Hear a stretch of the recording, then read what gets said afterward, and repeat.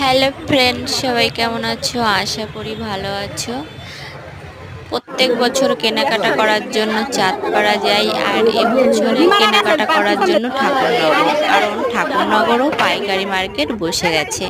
আর এটা হচ্ছে ঠাকুরনগর প্রত্যেক রবিবারে রবিবারে পাইকারি মার্কেট বসছে। আর এখানে ফার্স্ট বসেছে দুটো রবিবার, আর আমি গেছি সেকেন্ডটায়। তার জন্য এত ভিড়, আর ভিড় হওয়ার কারণও ছিল, কারণ পয়লা বৈশাখ মঙ্গলবার, তার জন্য প্রচণ্ড ভিড়। আর এটা হাত যেহেতু নতুন, মানে জায়গা কম, কিন্তু ছোট জায়গায় এত সুন্দর জামা প্যান্ট উঠেছিল, আর কালেকশনগুলো খুব ভালো ছিল।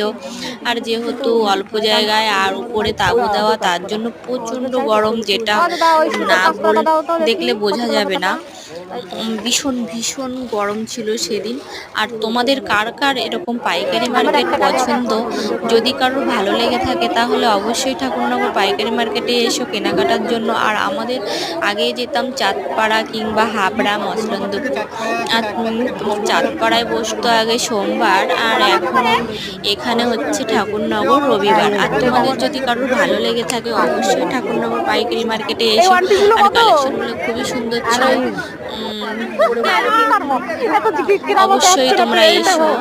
আর কি বলবো, কিছু বলে বোঝাতে পারছি না। একটু দেখো, প্রচণ্ড ভিড়। আর ঠাকুরনগর মেলার মাঠে যে ভিড় না, তার থেকে ঠাকুরনগর পাইকারি মার্কেটে তার থেকে বেশি ভিড়।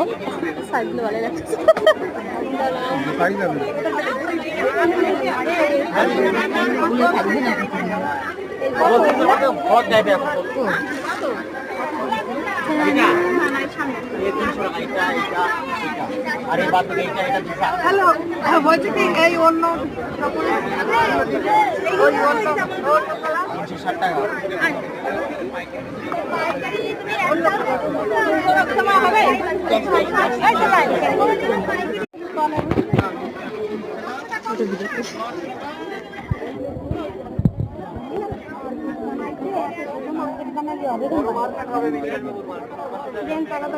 দেখো এতটা ভিড়, যেটা না দেখলে বোঝা যাবে না। আর আমি সেদিন গেছি ছোট বাচ্চা রেখে, যেহেতু বাড়ি থেকে তাড়াহুড়ো করে গেছি, আবার তাড়াহুড়ো করে আসতে হবে, আমি কেনাকাটাই করতে পারছিলাম না। তারপরে লাস্টে না কেনাকাটা করেই বাড়ি চলে আসতে হলো।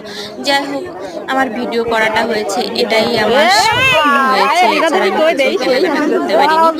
আর কি বলবো, কিছু বুঝতে পারছি না। যদি কারো ভালো লেগে থাকে অবশ্যই ঠাকুরনগর পাইকারি মার্কেটে এসো। আর যদি ভালো লাগে তাহলে অবশ্যই শেয়ার করো। ভালো